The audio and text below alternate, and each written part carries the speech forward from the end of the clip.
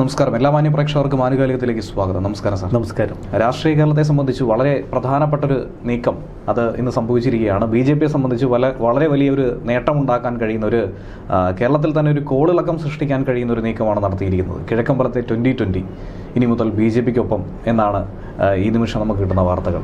എന്തായിരിക്കും ഇനി വരാനിരിക്കുന്ന തിരഞ്ഞെടുപ്പുകളിലടക്കം കേരളത്തിൽ 2020 BJPക്കൊപ്പം ചേർന്ന് നിന്ന് പ്രവർത്തിക്കുമ്പോൾ സംഭവിക്കാനിരിക്കുന്നത്? 2020 ഒരു വൻ നിക്ഷേപമാണ് ഇപ്പോൾ കേരളത്തിൽ ഇറക്കിയിരിക്കുന്നത്.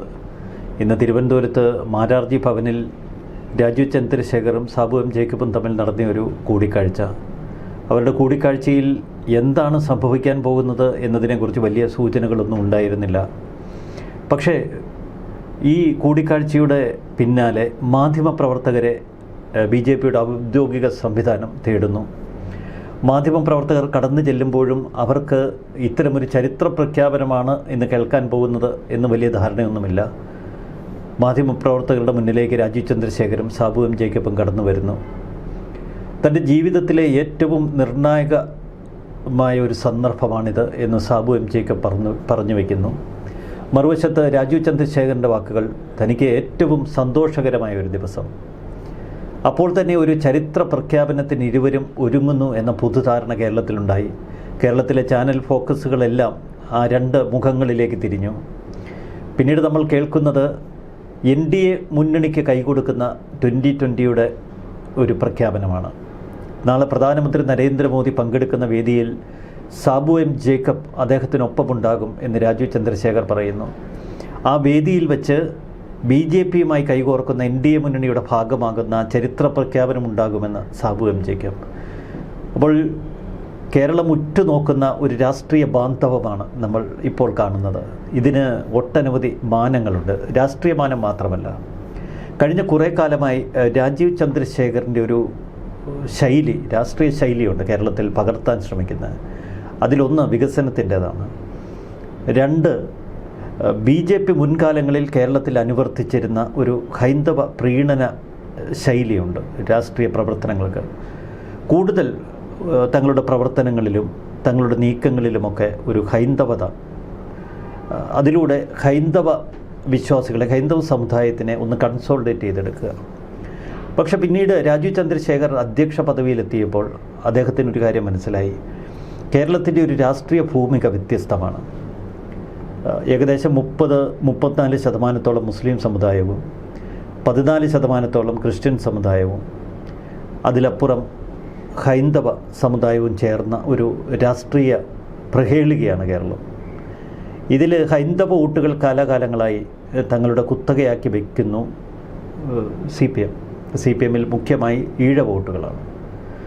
നേരത്തെ BJP പയറ്റി നോക്കിയത് ഹൈന്ദവ സമുദായത്തിലെ വരേണ്യവർഗത്തിൻ്റെ വോട്ടുകളാണ്, പ്രത്യേകിച്ച് നമ്പൂതിരി, നായർ വിഭാഗങ്ങളുടെ വോട്ടുകൾ. പക്ഷെ പല കാരണങ്ങൾ കൊണ്ട് നായർ വിഭാഗത്തിനെ തങ്ങളുടെ പാളയത്തിലേക്ക് പൂർണ്ണമായി കൂട്ടിക്കൊണ്ടുവരാൻ BJPക്ക് കഴിഞ്ഞില്ല. നായർ വോട്ടുകൾ പലപ്പോഴും വിഘടിച്ച കോൺഗ്രസിനും ഒരു പരിധിവരെ BJPയിലേക്കും ചെറിയൊരു ന്യൂനപക്ഷ വിഭാഗം CPM-ൽ നിന്നിരുന്നു. എന്നാൽ ഇക്കുറി രാഷ്ട്രീയ ഭൂമിക ആകെ മാറുന്നു. UDF-ൽ ന്യൂനപക്ഷ കേന്ദ്രീകൃതമായ പ്രവർത്തനങ്ങൾക്ക് അവർ മുൻതൂക്കം നൽകുന്നു. പ്രത്യേകിച്ച് മുസ്ലിം സമുദായത്തിന് പ്രാമുഖ്യം വരുന്നു. LDF ആവട്ടെ പഴയ ഹൈന്ദവ വോട്ടുകൾ വീണ്ടും സമാഹരിക്കാനുള്ള ശ്രമത്തിലാണ്. മധ്യ തിരുവിതാംകൂറിലെ പ്രബല ക്രിസ്ത്യൻ വിഭാഗത്തെ പ്രതിദാനം ചെയ്യുന്ന ജോസ് കെ മാണി വിഭാഗത്തെ ഒപ്പം കൂട്ടാൻ UDF ചില ശ്രമങ്ങൾ നടത്തി. പക്ഷേ അത് പരാജയപ്പെട്ടു. അതിന് പിന്നാലെ LDF ജോസ് കെ മാണിയെ അല്ലെങ്കിൽ ക്രിസ്ത്യൻ വിഭാഗത്തെ ഒപ്പം നിർത്താൻ ചടുലമായ ചില നീക്കങ്ങൾ നടത്തുന്നു. മുസ്ലിം സമുദായം ഏറെക്കുറെ UDF-ലേക്ക് ചേർന്ന് നിൽക്കുന്നു എന്ന പൊതുബോധം ഇപ്പോൾ നിൽക്കുന്നു. അത് LDF-നും ബോധ്യപ്പെട്ടു. ഈ ഘട്ടത്തിൽ മധ്യ തിരുവിതാംകൂറിൽ, പ്രത്യേകിച്ച് എറണാകുളം മേഖലയിലെ ഒരു കട്ട ക്രൈസ്തവ മേഖലയാണ് ഈ കിഴക്കമ്പലം ഉൾപ്പെടുന്ന 2020യുടെ ഒരു ഭൂമിക എന്ന് പറയുന്നത്. അതെ, ആ മേഖലയിൽ 2020യെ NDA പാളയത്തിലേക്ക് കൊണ്ടുവരുന്നതോടെ തങ്ങളുടെ ഒരു സാമുദായിക മേഖല, സാമുദായിക മണ്ഡലം അത് കുറേ കൂടി വിപുലീകരിക്കാൻ ഇപ്പോൾ BJP സംവിധാനത്തിന് കഴിഞ്ഞിരിക്കുന്നു. അതാണ് അവരുടെ ആദ്യ നേട്ടം. മധ്യ തിരുവിതാംകൂറിലെ ക്രിസ്ത്യൻ പിന്തുണ തങ്ങളിലേക്ക് എത്തുന്നു എന്ന പൊതുധാരണ ഉണ്ടാക്കിയെടുക്കാൻ ഈ ബാന്ധവം കൊണ്ട് BJPക്ക് കഴിയും. മറ്റൊന്ന് രാഷ്ട്രീയ കണക്കുകളാണ്. 2021 നിയമസഭാ തെരഞ്ഞെടുപ്പിൽ അന്ന് 8 മണ്ഡലങ്ങൾ, എറണാകുളം ജില്ലയിലെ 8 മണ്ഡലങ്ങളിൽ 15.5% വോട്ടാണ് 2020 നേടിയത്. ഈ കഴിഞ്ഞ തദ്ദേശ ഭരണ തെരഞ്ഞെടുപ്പിൽ എറണാകുളം ജില്ലയിൽ 12.5% വോട്ടാണ് 2020 നേടിയത്. നമുക്കവിടെ BJP എറണാകുളം ജില്ലയിൽ നേടുന്ന ആ 14-15% വോട്ടിലേക്ക് ഈ വോട്ടുകൾ കൂടി ചേർത്ത് വയ്ക്കുമ്പോൾ ഒരുപക്ഷെ പലതും വിജയ ശതമാനത്തിന് അടുത്തെത്തും എന്ന ഒരു ധാരണയിലെത്തേണ്ടി വരും. കാരണം വോട്ട് ശതമാന കണക്കുകൾ പരിശോധിക്കുമ്പോൾ UDFനും ഒപ്പമെത്തിയിരിക്കുന്നു ഇപ്പോൾ NDA മുന്നണി. ഈ ഇരു പാർട്ടികളുടെയും വോട്ട് ഷെയർ ഒരുമിച്ച് വയ്ക്കുമ്പോൾ എറണാകുളം ജില്ലയിൽ വലിയ UDF തരംഗം നമുക്ക് തദ്ദേശ ഭരണ തെരഞ്ഞെടുപ്പിൽ കാണാൻ കഴിഞ്ഞു. LDF ഏറെ പിന്നോട്ട് പോകുന്നത് കണ്ടു. അതുകൊണ്ട് തന്നെ UDFന് ഇത് എത്രത്തോളം ബാധിക്കും, അതാണ് എറണാകുളത്ത് നമ്മൾ ഏറ്റവും ഉറ്റുനോക്കേണ്ടത്. കാരണം എറണാകുളം ജില്ല UDFനെ സംബന്ധിച്ചൊരു പൊന്നാപുരം കോട്ടയാണ്. ആ പൊന്നാപുരം കോട്ടയിൽ ഒരു വിള്ളലുണ്ടായാൽ നമുക്കറിയാം, എറണാകുളം ജില്ല അങ്ങ് പിറവം വരെ നീണ്ടു കിടക്കുന്നതാണ്. കോട്ടയം ജില്ലയുടെ അതിർത്തി. പല മണ്ഡലങ്ങളിലും വളരെ ശക്തമായ ക്രിസ്ത്യൻ സ്വാധീനമുണ്ട്. കിഴക്കമ്പലത്ത് തുടങ്ങിയ ഒരു വിപ്ലവം മറ്റ് പഞ്ചായത്തുകളിലേക്കൂടെ പടർന്നു കയറിയ ഒരു കാഴ്ചയാണ് നമ്മൾ 2020 കണ്ടത്. കഴിഞ്ഞ തദ്ദേശ ഭരണ തെരഞ്ഞെടുപ്പിൽ 2020 2 പഞ്ചായത്തിൽ ഒതുങ്ങേണ്ടി വന്നു. നേരത്തെ ഉണ്ടായിരുന്ന 4 പഞ്ചായത്തുകളിൽ നിന്ന് 2 പഞ്ചായത്തിലേക്ക് ഒതുങ്ങേണ്ടി വന്നു എന്ന് പറയുമ്പോൾ നമ്മൾ ചില ചരിത്ര വസ്തുതകൾ മനസ്സിലാക്കണം. ഒന്ന്, കിഴക്കമ്പലം പോലുള്ള പഞ്ചായത്തുകളിൽ UDF LDF മുന്നണി ഒരുമിച്ച് നിന്നു. അവർ പൊതു സ്വതന്ത്രരെ ഇറക്കിയാണ് അവിടെ കളിച്ചത്. കൈപ്പത്തി ചിഹ്നത്തിലോ അരിവാൾ ചുറ്റിക നക്ഷത്രത്തിലോ അവിടെ മത്സരിച്ചില്ല LDFൻ്റെ UDFൻ്റെ സ്ഥാനാർത്ഥികൾ. അവരുടെ ഒരു പൊതുശത്രു 2020 ആയിരുന്നു. അപ്പോൾ ആ പൊതുശത്രുവിനെ നേരിടാൻ LDF UDF മുന്നണികൾ ഒരുമിച്ചു. നിയമസഭാ തെരഞ്ഞെടുപ്പിൽ ഇതത്ര സാധ്യമാകില്ല. കാരണം നിയമസഭ വീറും വാശിയുമുള്ളൊരു പോരാട്ടമാണ്. അവിടെ LDF UDF ഒരുമിച്ചാൽ അത് മറുവശത്ത് കൂടുതൽ BJPക്ക് അനുകൂലമായി തീരും. അതുകൊണ്ട് അത്തരം പരീക്ഷണങ്ങൾക്ക് ഇരു മുന്നണികളും മുതിരില്ല. ഇവിടെയാണ് 2020യുടെ കടന്നുവരവ് എത്രത്തോളം BJPക്ക് ഗുണം ചെയ്യുമെന്ന് നമ്മൾ ആഴത്തിൽ മനസ്സിലാക്കേണ്ടത്. മറുവശത്ത് മറ്റൊരു ചിത്രം കൂടി നമ്മൾ നോക്കണം. സാബു എം ജേക്കബ് എന്ന ഒരു പ്രമുഖ വ്യവസായി. സാബു ജേക്കബ് വളരെ തന്ത്രശാലി എന്ന് നമുക്ക് പറയുമ്പോഴും മറുവശത്ത് സ്ഥിരോത്സാഹിയായ, വികസനപ്രിയനായ, തൊഴിൽ ദാതാവായ, ഏത് അഴിമതിക്കെതിരെയും പ്രതികരിക്കുന്ന ഒരു പ്രത്യേക ജനുസാണ്. ഒരു വ്യാവസായിക കുടുംബത്തിലാണ് വളർന്നു വന്നതെങ്കിലും തൻ്റെ അപ്പൻ സാബു ജേക്കബിനെ വളർത്തിയ ചരിത്രമൊക്കെ അദ്ദേഹം പറയാറുണ്ട് പലപ്പോഴും. ഒരു തൊഴിലാളിയായി, പിന്നീട് ഒരു എൻ്റർപ്രണറുടെ മകനായിട്ടല്ല, ഒരു വ്യവസായിയുടെ മകനായിട്ടല്ല ആദ്യകാലങ്ങളിൽ കൊടുത്ത ട്രെയിനിങ്. പിന്നീട് അയാൾ ലോകം കണ്ടു, ഇന്ത്യ കണ്ടു. രാഷ്ട്രീയത്തിൻ്റെ ഏറ്റവും ഉത്തുംഗ ശൃംഗത്തിലിരിക്കുന്ന പല നേതാക്കളുമായും അദ്ദേഹം അടുത്തിടപഴകിയിട്ടുണ്ട്. അദ്ദേഹത്തിൻ്റെ പിതാവിൻ്റെ ഉറ്റ സുഹൃത്തുക്കളായിരുന്നു പിണറായി വിജയനും ഒട്ടുമിക്ക കോൺഗ്രസ് നേതാക്കളുമൊക്കെ. അന്ന് കിറ്റക്സ് അന്ന ഗ്രൂപ്പിലേക്ക് ചെന്നെത്താത്ത രാഷ്ട്രീയ നേതാക്കളില്ല. പ്രത്യേകിച്ച് ഇലക്ഷൻ സമയത്തൊക്കെ പിരിവ്, അല്ലാത്ത സമയത്തൊക്കെ പല മുതിർന്ന നേതാക്കൾക്കും ഒഴിച്ചിലിന് വേണ്ടിയിട്ടുള്ള സൗകര്യങ്ങൾ അദ്ദേഹത്തിൻ്റെ പിതാവ് ഒരുക്കി കൊടുത്തിട്ടുണ്ട്. അപ്പോൾ രാഷ്ട്രീയ നേതാക്കളോട് അടുത്ത് ഇടപഴകി തുടങ്ങിയതാണ് സാബുവിൻ്റെ ജീവിതം. നമ്മളിപ്പോഴും കിഴക്കമ്പലത്ത് ചെല്ലുമ്പോൾ അത്ഭുതപ്പെട്ടു പോകും. അവിടുത്തെ ഒരു കിറ്റക്സ് ലോകം, അദ്ദേഹം അതെങ്ങനെ പരിപാലിക്കുന്നു, തൊഴിലാളികളെ എങ്ങനെ നോക്കുന്നു, ഇതൊക്കെ നമ്മെ അത്ഭുതപ്പെടുത്തി കളയും. അവിടെ നിന്ന് നമ്മൾ കാണേണ്ടത് ഒരു മുതലാളി, ഒരു വ്യവസായി, ഒരു രാഷ്ട്രീയ പാർട്ടി തുടങ്ങി ഒരു പഞ്ചായത്തിൽ അത് വിജയിപ്പിക്കുന്നതാണ്. അതൊരു അസാധ്യമായ കാര്യമാണ്. പ്രത്യേകിച്ച് മുതലാളിത്തത്തിനോടൊക്കെ ഒരു കടുത്ത അമർഷം പലപ്പോഴും തൊഴിലാളികൾക്കുണ്ടാകാം. പക്ഷേ ഇവിടെ അതൊന്നും പ്രതിഫലിക്കുന്നില്ല. കിഴക്കമ്പലത്ത് തുടങ്ങിയ വിപ്ലവം കേരളത്തിലെ മറ്റ് പഞ്ചായത്തുകളിലേക്ക് പിന്നീട് പടർന്നു പിടിക്കുന്നു. കിഴക്കമ്പലത്ത് നമുക്ക് ചെല്ലുമ്പോൾ കാണാം, ഇപ്പോഴല്ല, ഒരു 10 വർഷം മുമ്പ് ഇവർ അധികാരത്തിൽ എത്തി കുറേ കാലം കഴിഞ്ഞപ്പോൾ അവിടുത്തെ റോഡുകൾ, കിഴക്കമ്പലത്തെ ഭക്ഷ്യ മാർക്കറ്റ്, അവിടെ കിഴക്കമ്പലത്ത് ഇവർ സജ്ജമാക്കിയ ഗോൾഡൻ വില്ല, അങ്ങനെ വീടുകൾ, അങ്ങനെ ഒട്ടനവധി വികസന പ്രവർത്തനങ്ങൾ. പിന്നീട് ആ പഞ്ചായത്തിൽ എല്ലാ കാലത്തും ബാങ്ക് ബാലൻസ് നിൽക്കുകയാണ്. സാധാരണ പഞ്ചായത്തുകൾക്കൊന്നും പ്രവർത്തിക്കാനുള്ള ഫണ്ടില്ല. പക്ഷേ ഇവിടെ കോടിക്കണക്കിന് രൂപ ഫണ്ട് ബാലൻസ് നിൽക്കുകയാണ്. അപ്പോൾ വികസനം ഇങ്ങനെയും സാധ്യമാക്കാം എന്നൊരു സന്ദേശം ആ പഞ്ചായത്തിലുള്ളവർക്ക് പകർന്നു കൊടുക്കുന്നു. പഞ്ചായത്തിലെ ജനങ്ങൾക്ക് ചെറിയ വിലയിൽ അരി, വളരെ ചെറിയ വിലയിൽ നിത്യോപയോഗ സാധനങ്ങൾ, പച്ചക്കറി, ഇതൊക്കെ വിതരണം ചെയ്തുകൊണ്ട് വലിയ വിപ്ലവം തന്നെയാണ് തീർത്തത്. അതുകൊണ്ടാണ് തൊട്ടടുത്ത പഞ്ചായത്തുകളിലേക്കൊക്കെ ഈ 2020 പടർന്നു കയറിയത്. എന്നാൽ എറണാകുളത്തിൻ്റെ ഒരു പരീക്ഷണം കേരളത്തിൽ ഒട്ടാകെ വ്യാപിപ്പിക്കാൻ സാബു എം ജേക്കബിന് കഴിഞ്ഞിരുന്നില്ല. സാബു എം ജേക്കബിൻ്റെ ഒരു പരിമിതിയായിരുന്നു അത്. ആ പരിമിതി NDAയിലൂടെ അതിജീവിക്കുകയാണ് സാബു ജേക്കബിൻ്റെ ലക്ഷ്യം. ഇത്രയും കാലമായി സാബു ഒരു പഞ്ചായത്തിലെ ഒരു വാർഡിൽ പോലും മത്സരിച്ചില്ല. ആ പാർട്ടിയെ തൻ്റെ ഉള്ളം കയ്യിൽ കൊണ്ടു നടക്കുകയായിരുന്നു. പാർട്ടിയെക്കുറിച്ചുള്ള സ്വപ്നങ്ങൾ എപ്പോൾ നമ്മളൊക്കെ കാണുമ്പോഴും പാർട്ടിയെക്കുറിച്ചുള്ള സ്വപ്നങ്ങൾ, ഇത് കേരളത്തിൽ വളർന്നു വരുന്ന കാഴ്ചപ്പാടുകൾ, ഇതൊക്കെയാണ് സാബുവിൻ്റെ ഒരു ദീർഘവീക്ഷണം. ഇനി വരുന്ന നിയമസഭാ തെരഞ്ഞെടുപ്പിൽ സാബു എം ജേക്കബ് തെരഞ്ഞെടുപ്പ് ഗോതയിലേക്ക് നേരിട്ടിറങ്ങുമോ? ഇതാണ് നമ്മൾ കാത്തിരിക്കേണ്ടത്.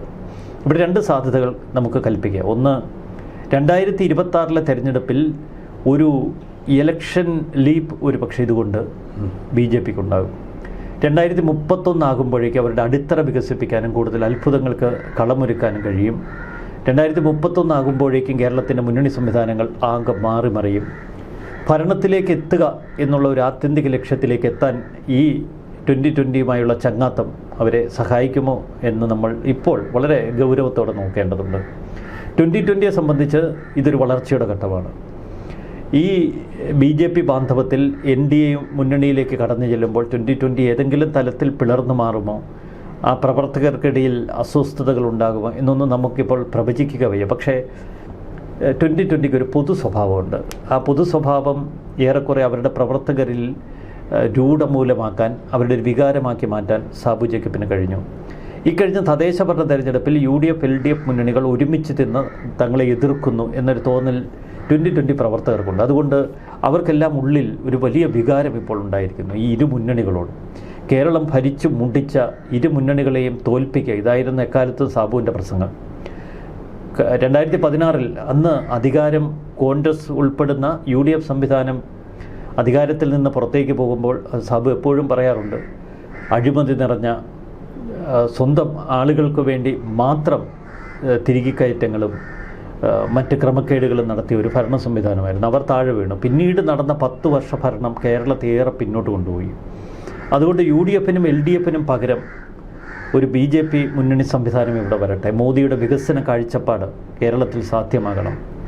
വികസന രാഷ്ട്രീയമാണ് BJP മുന്നോട്ട് വയ്ക്കുന്നത്. അതുകൊണ്ട് തങ്ങൾ BJP ഉൾപ്പെടുന്ന NDA മുന്നണിയിലേക്ക് വരുന്നു എന്നാണ് ഇപ്പോൾ സാബു എം ജേക്കബ് പ്രഖ്യാപിച്ചിരിക്കുന്നത്. ഇതാണ് ഈ രാഷ്ട്രീയ സാഹചര്യം.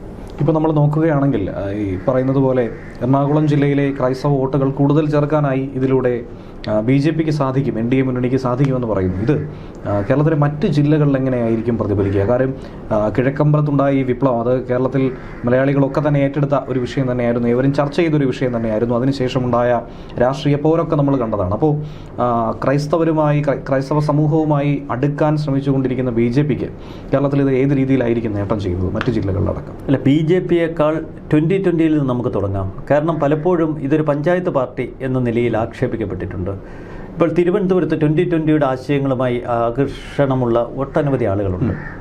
കോട്ടയം എനിക്കറിയാം, എനിക്ക് വ്യക്തിപരമായി അറിയാം. 2020 എന്ന രാഷ്ട്രീയ പാർട്ടിയിൽ പ്രവർത്തിക്കണമെന്നോ അവിടെ ഒരു യൂണിറ്റ് വികസിപ്പിക്കണമെന്നോ ഒക്കെ ധാരാളം പേർ പറയാറുണ്ട്. അവരതിനുവേണ്ടി ചില ശ്രമങ്ങളും നടത്തിയിട്ടുണ്ട്. ഇവിടെ ഈ 2020 എന്ന രാഷ്ട്രീയ കക്ഷിയിലേക്ക് ഇനി കേരളത്തിൻ്റെ പല ഭാഗങ്ങളിൽ നിന്നൊരു ഒഴുക്കുണ്ടാകും. അവരുടെ യൂണിറ്റുകൾ നമ്മൾ ഒരു വർഷം മുമ്പ് ന്യൂയോർക്കിൽ 2020യുടെ ചാപ്റ്റർ തുടങ്ങിയ വാർത്ത വായിച്ചിട്ടുണ്ട്. സാബു എം ജേക്കബ് തന്നെ നേരിട്ട് ഉദ്ഘാടനം ചെയ്ത അമേരിക്കയിൽ ന്യൂയോർക്കിൽ. അത്തരത്തിൽ കേരളത്തിൻ്റെ പല ഭാഗത്തും ഇനി യൂണിറ്റുകൾ തുടങ്ങാനും 2020 എന്ന രാഷ്ട്രീയ പാർട്ടിയെ കൂടുതൽ വിപുലീകരിക്കാനും ഈ ബാന്ധവം കൊണ്ട് സാബു എം ജേക്കബിന് കഴിയും. കാരണം അവർക്ക് എറണാകുളം ജില്ലയിൽ മാത്രമല്ല മറ്റ് ജില്ലകളിലും സ്ഥാനാർത്ഥികളെ മുന്നണി കൊടുക്കും. ഇത് BJP ഉൾപ്പെടുന്ന മുന്നണിയാണ്. ദേശീയ രാഷ്ട്രീയത്തിൽ ശ്രദ്ധേയരായ പാർട്ടിയാണ്. ഫണ്ട് ഉൾപ്പെടെയുള്ള കാര്യങ്ങളിൽ ഇനി ബുദ്ധിമുട്ടില്ല. ഇന്ത്യയിൽ അതിന് ഏറ്റവും ശ്രദ്ധേയരായ രണ്ട് വ്യവസായികളാണ് ഒരുമിക്കുന്നത്. ഒന്ന് രാജീവ് ചന്ദ്രശേഖറും, ഒന്ന് സാബു എം ജേക്കബും. രണ്ടുപേർക്കും ദേശീയ തലത്തിലുള്ള ബന്ധങ്ങൾ ചില്ലറയല്ല. അപ്പോൾ സാബു എം ജേക്കബിനെ സംബന്ധിച്ച് തൻ്റെ ഈ അപൂർവ സാഹചര്യം, അവസരം 2020യുടെ വികസനത്തിന് വേണ്ടി അദ്ദേഹം ഉപയോഗപ്പെടുത്തും. നമുക്ക് ചുരുക്കത്തിൽ തിരുവനന്തപുരം മുതൽ അങ്ങ് കാസർഗോഡ് വരെ ഇനി 2020യുടെ യൂണിറ്റുകൾ കാണാൻ കഴിയും. ആ ഒരു വികസനം അദ്ദേഹം വളരെ സ്വപ്ന വേഗതയിൽ പൂർത്തിയാക്കും. ഇനിയുള്ള 3 മാസക്കാലം 2020യെ സംബന്ധിച്ച്, സാബു എം ജേക്കബിനെ സംബന്ധിച്ച് അവരുടെ പ്രവർത്തന മണ്ഡലം എറണാകുളം ജില്ല വിട്ട് കേരളത്തിലേക്ക് അങ്ങ് വ്യാപിക്കുകയാണ്. അപ്പോൾ ഇത് BJPക്ക് എങ്ങനെ ഗുണകരമാകും? സാബു എം ജേക്കബിൻ്റെ ഈ നീക്കം കൂടുതൽ ക്രിസ്ത്യൻ മേഖലയെ അവരുടെ പാർട്ടിയിലേക്ക് അടുപ്പിക്കാൻ കാരണമാകും. ഒരു ഘടകം അതാണ്. മറ്റൊന്ന് വ്യവസായികൾ, ബിസിനസ്സുകാർ. ഇവരൊരു വലിയ സ്രോതസ്സാണ് രാഷ്ട്രീയക്കാർക്ക്. കാരണം ഒരു വ്യവസായിയോടനുബന്ധിച്ച് നിൽക്കുന്ന നിരവധി കുടുംബങ്ങളുണ്ട്, ഒരു ബിസിനസ്സുകാരനോട് ചേർന്ന് നിൽക്കുന്ന നിരവധി കുടുംബങ്ങളുണ്ട്. 2016 അന്ന് ബാർ മുതലാളിമാരെ പിണക്കിയ UDFൻ്റെ ഗതി നമുക്കറിയാം. ഒരു ബാറിനോടനുബന്ധിച്ച് ഒരു 10-50 സ്റ്റാഫുണ്ട്. 50 സ്റ്റാഫ് എന്ന് പറഞ്ഞാൽ 50 കുടുംബങ്ങളിൽ നിന്ന് വരുന്നതാണ്. ഒരു കുടുംബത്തിൽ 4 വോട്ട് കൂട്ടിയാൽ പോലും ഏകദേശം 200 വോട്ടുകൾ ഒരു ബിസിനസ് മേഖലയുമായി ബന്ധപ്പെട്ട് നിൽക്കുന്നുണ്ട്. നമുക്കതിൻ്റെ കണക്കുകൾ അതേ തലത്തിലൊന്നും എടുക്കാൻ കഴിയില്ല എങ്കിൽ പോലും ഒരു ക്രീമി ലെയറെ ഒപ്പം ചേർക്കാൻ 2020 സാധിക്കുന്നിടത്തോളം 2020 ഉൾപ്പെടുന്ന NDA മുന്നണിയുടെ ഒരു പൊളിറ്റിക്കൽ ഫ്രെയിം കൂടുതൽ വികസിക്കും. അതുതന്നെയാണ് ആത്യന്തികമായി BJP ലക്ഷ്യമിടുന്നത്. മറ്റ് രാഷ്ട്രീയ കക്ഷികളെ അതിലേക്ക് കൊണ്ടുവരിക. കിഴക്കമ്പലത്ത് നമുക്കൊരു ക്രിസ്ത്യൻ പാർട്ടി എന്നൊന്നും 2020 അങ്ങനെ മുദ്ര കുത്താൻ കഴിയില്ല. കാരണം അവിടെ ധാരാളം ഹൈന്ദവ സമുദായത്തിൽ നിന്നുള്ള നേതാക്കളുണ്ട്, മുസ്ലിം സഹോദരങ്ങളുണ്ട്. അവിടെ ഒരു വിശാല കാഴ്ചപ്പാട് തന്നെയാണ് ഈ 2020 പുലർത്തുന്നത്. പക്ഷെ അത് കേരളത്തിൻ്റെ പൊതുമണ്ഡലത്തിൽ വലിയ ചലനങ്ങൾ ഉണ്ടാക്കും. ഈ 2020യിലേക്കുള്ള ഒഴുക്ക്, മറ്റ് സമുദായങ്ങളിൽ നിന്നുള്ള ഒഴുക്ക് ഏതൊക്കെ തലങ്ങളിലായിരിക്കുമെന്ന് പറയുക വയ്യ. കാരണം നേരത്തെ പ്രബലമായ ഒരു ക്രിസ്ത്യൻ സംവിധാനം ഇതുവരെ NDA മുന്നണിയുടെ ഭാഗമായിട്ടില്ല. കേരള കോൺഗ്രസിൽ നിന്ന് ഇടയ്ക്ക് പുറത്തേക്കൊക്കെ പോയ PC ജോർജ് വിഭാഗം, അതൊക്കെ നാമമാത്രമാണ്. അവർക്ക് പ്രവർത്തകരുടെ എണ്ണം എടുത്താൽ നേതാക്കളായിരിക്കും കൂടുതൽ. വളരെ ചുരുക്കം. അതിനു മുമ്പ് കേരള കോൺഗ്രസിൽ നിന്ന് കുറേയേറെ ക്രിസ്ത്യൻ നേതാക്കളെ വിഘടിപ്പിച്ചു കൊണ്ടുവന്ന് കഴിഞ്ഞ 2021 നിയമസഭാ തെരഞ്ഞെടുപ്പിൽ ഒരു പരീക്ഷണം നടത്തി. പക്ഷെ അവിടെയും അണികളുമില്ല, പ്രവർത്തകരുമില്ല. ഇപ്പോൾ കാര്യമായി പ്രവർത്തകരുള്ള ഒരു വലിയ സംവിധാനത്തെ അവരൊപ്പം ചേർത്തിരിക്കുന്നു. ഇതിൻ്റെ അലയൊലികൾ പല തലങ്ങളിൽ ദൃശ്യമാകും. UDFൻ്റെയും LDFൻ്റെയും ഒക്കെ പോക്കിൽ അസംതൃപ്തിയുള്ള വലിയൊരു വിഭാഗമുണ്ട്. അവർ എപ്പോൾ വേണമെങ്കിൽ ഇതിലേക്ക് വന്ന് ചേരാം. അത് നമുക്ക് കോട്ടയം ജില്ലയിൽ ഇനി പ്രകടമാകും, ഇടുക്കി ജില്ലയിൽ പ്രകടമാകും, തൃശ്ശൂർ ജില്ലയിൽ പ്രകടമാകും. തൃശ്ശൂരിൽ ഇപ്പോൾ തന്നെ സുരേഷ് ഗോപിയുടെ നേതൃത്വത്തിൽ വലിയ ചലനങ്ങൾ സൃഷ്ടിച്ച് കഴിഞ്ഞ പാർലമെൻറ്റ് തെരഞ്ഞെടുപ്പിന് ശേഷം സുരേഷ് ഗോപിയെ വിമർശിച്ചും അനുകൂലിച്ചും വലിയ വിഭാഗമുണ്ട്. പൊതുധാരയിലുള്ള കുറേയേറെ പേർക്ക് നേരിട്ട് ഒരു BJP എന്ന രാഷ്ട്രീയ കക്ഷിയിലെത്താതെ 2020യിലൂടെ BJPയുടെ ഭാഗമാകാൻ കഴിയും. അതുതന്നെയാണ് ഇതിൻ്റെ ഒരു രാഷ്ട്രീയ മാനം.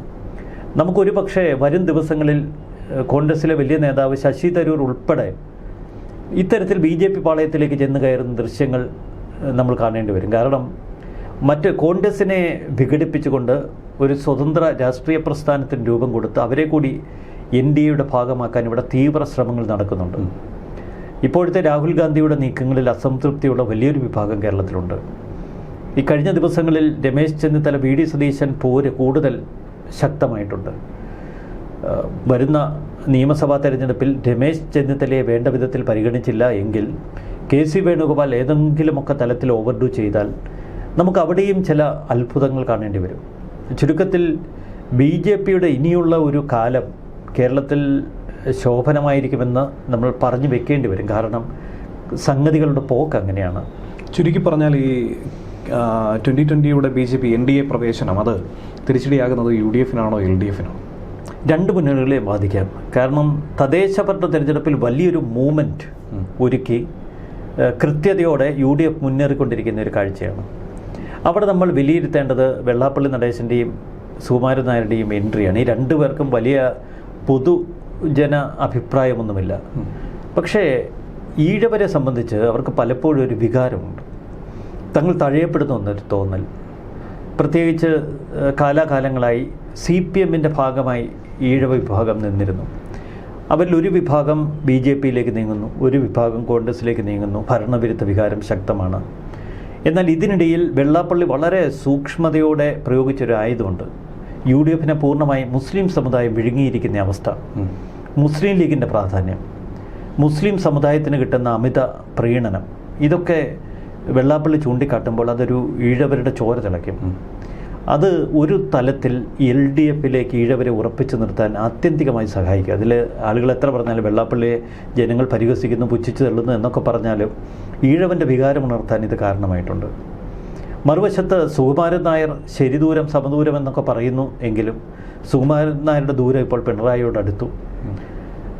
പൊതുവെ NSS LDFിൽ നിന്ന് അകന്ന് നിൽക്കുന്നത് നമ്മൾ 2017 തൊട്ട് കാണുന്നതാണ്. അവിടെ ശബരിമലയിലെ 2018 ശബരിമല യുവതീ പ്രവേശനം തൊട്ട് NSS വിശ്വാസികൾ ശബരിമല പ്രശ്നവുമായി ബന്ധപ്പെട്ട് ഒരുപാട് LDFിൽ നിന്ന് അകന്നിരുന്നു. എന്നാൽ ആ വിഭാഗത്തെ UDFിന് ആകർഷിക്കാൻ കഴിയുമോ, മറുവശത്ത് BJPക്ക് ആകർഷിക്കാൻ കഴിയുമോ? അതായിരുന്നു ഏറ്റവും വലിയ ചോദ്യം. ഇവിടെ UDFിലേക്ക് അവിടെ കൊണ്ടുചെന്ന് എത്തിക്കാൻ വലിയ ആവേശമൊന്നും ഇപ്പോൾ സുകുമാരൻ നായർ കാട്ടുന്നില്ല. സുകുമാരൻ നായരെ അനുകൂലിക്കുന്ന ഒരു വലിയ വിഭാഗമുണ്ട്, നമുക്കില്ല എന്നൊന്നും പറയാൻ കഴിയില്ല. കാരണം അതൊരു സമുദായത്തിൻ്റെ വികാരമാക്കി നിലനിർത്താൻ പലപ്പോഴും അദ്ദേഹത്തിന് കഴിയുന്നുണ്ട്. ഇതൊരു വല്ലാത്ത രാഷ്ട്രീയ പ്രഹേളികയാണ്. ഇവിടെ ഇപ്പോൾ ഏറെക്കുറെ കൺസോളിഡേറ്റഡ് ഫോർമാറ്റ് നിൽക്കുന്നത് മുസ്ലിം സമുദായം മാത്രമാണ്. മുസ്ലിം സമുദായത്തിൻ്റെ ഒരു അമിത ഒരു പിടുത്തത്തിൽ UDFിന് എത്രത്തോളം ദോഷം ചെയ്യുമെന്ന സംശയം നമുക്കുണ്ട്. ഇവിടെയാണ് സാബു എം ജേക്കബിൻ്റെ വരവിനെ നമ്മൾ വിലയിരുത്തേണ്ടത്. ഇപ്പോഴത്തെ ഒരു സാമുദായിക ഇക്വേഷൻസ് നോക്കുമ്പോൾ UDF തദ്ദേശ ഭരണ തെരഞ്ഞെടുപ്പിൽ ഏറെക്കുറെ ഭദ്രമായിരുന്നു. പക്ഷേ അത് കഴിഞ്ഞ് ഒരുപാട് നീക്കങ്ങൾ കേരളത്തിൽ സംഭവിച്ചിരിക്കുന്നു. BJP 2020 ഒരു വരവോടുകൂടി കൂടുതൽ രാഷ്ട്രീയ മുന്നേറ്റത്തിന് കേരളത്തിലൊരു സാധ്യത ഒരുക്കിയാൽ നമ്മൾ കരുതുന്നത് പൊതുവെ അടുത്ത നിയമസഭാ തെരഞ്ഞെടുപ്പിൽ ഒരു 19% വോട്ടൊക്കെ BJP നേടുമെന്നാണ്. NDTV സർവേ കഴിഞ്ഞ ദിവസം പറഞ്ഞത് 28% CPM, ഏറെക്കുറെ യാഥാർത്ഥ്യവുമായി ചേർന്ന് നിൽക്കുന്നതാണ്. 32% UDF. അപ്പോൾ LDFിലും UDFിൽ നിന്ന് സാബു എം ജേക്കബിനെ പോലെയുള്ളവരെ ചേർത്ത് പിടിച്ചുകൊണ്ട് ഒരു 5% കൂടി ഇങ്ങോട്ടേക്ക് തിരിക്കാൻ പറ്റിയാൽ മിനിമം ഒരു 10 സീറ്റിൽ എങ്കിലും BJP സ്ഥാനാർത്ഥികൾക്ക് വിജയിക്കാൻ കഴിഞ്ഞാൽ ഒന്നും പ്രവചിക്കാൻ കഴിയില്ല കേരളം ആര് ഭരിക്കുമെന്ന്. ചിലപ്പോൾ ഒരു തൂക്ക് മന്ത്രിസഭയാകും. BJP ആയിരിക്കും തീരുമാനിക്കുക ആര് ഭരിക്കണമെന്ന്. അത്തരമൊരു സാഹചര്യം ഉണ്ടായാൽ പറയാൻ കഴിയില്ല. കാരണം ഈ പ്രവചനങ്ങളൊക്കെ അപ്പോൾ അപ്രസക്തമാകും. കൃത്യമായ ഒരു ഭരണവിരുദ്ധ വികാരം ഇപ്പോഴുണ്ട്, അതിൽ സംശയമില്ല. മറുവശത്ത് UDF തരംഗവുമുണ്ട്, അതും യാഥാർത്ഥ്യമാണ്. പക്ഷേ കേരളത്തിലെ സാമുദായിക ഇക്വേഷനുകളിൽ വലിയ മാറ്റം സംഭവിച്ചിരിക്കുന്നു. ഇപ്പോൾ നിലവിൽ നമുക്കറിയാം മണിക്കൂറുകൾ ശേഷിക്കുകയാണ് പ്രധാനമന്ത്രി നരേന്ദ്രമോദി തലസ്ഥാനത്തെത്താൻ. തലസ്ഥാനത്തിൻ്റെ വികസന രേഖ പ്രഖ്യാപിക്കാനായി. ഇക്കൂട്ടത്തിൽ സാബു എം ജേക്കബ് ആ വേദിയിൽ ഉണ്ടാകുമെന്ന കാര്യം ഇപ്പോൾ ഉറപ്പിച്ചു കഴിഞ്ഞിരിക്കുന്നു. ഇതുകൂടാതെ ഏതെങ്കിലും പ്രമുഖർ ഇനിയും ഉണ്ടാകാനുള്ളൊരു സാധ്യതയുണ്ടോ? എന്തെങ്കിലും സസ്പെൻസ് നിലനിൽക്കുന്നു? തീർച്ചയായിട്ടും BJP വൃത്തങ്ങൾ സൂചിപ്പിക്കുന്നത് നാളെ പ്രധാനമന്ത്രിയെ സ്വീകരിക്കാൻ ചില വിസ്മയങ്ങൾ അവിടെ ഉണ്ടാകുമെന്നാണ്. അത് സാബു എം ജേക്കബിൽ ഒതുങ്ങിത്തീരില്ല. മറ്റേതൊക്കെയോ വിസ്മയങ്ങൾ അവിടെ കാത്തിരിപ്പുണ്ട്. അമിത്ഷാ കേരളത്തിലെത്തുമ്പോൾ അപ്പോഴും നിങ്ങൾക്ക് ചില വിസ്മയങ്ങൾ കാണാൻ കഴിയും എന്ന് BJP നേതാക്കൾ പറയുന്നു. കേരളത്തിൽ എപ്പോഴും തെരഞ്ഞെടുപ്പിൻ്റെ ആ അന്തിമഘട്ടം വരെ തീരുമാനമെടുക്കാതെ നിൽക്കുന്ന ഒരു 15% ഉണ്ട്. അവരാണ് വോട്ടിങ്ങിനെ ആത്യന്തികമായി നിയന്ത്രിക്കുന്നത്.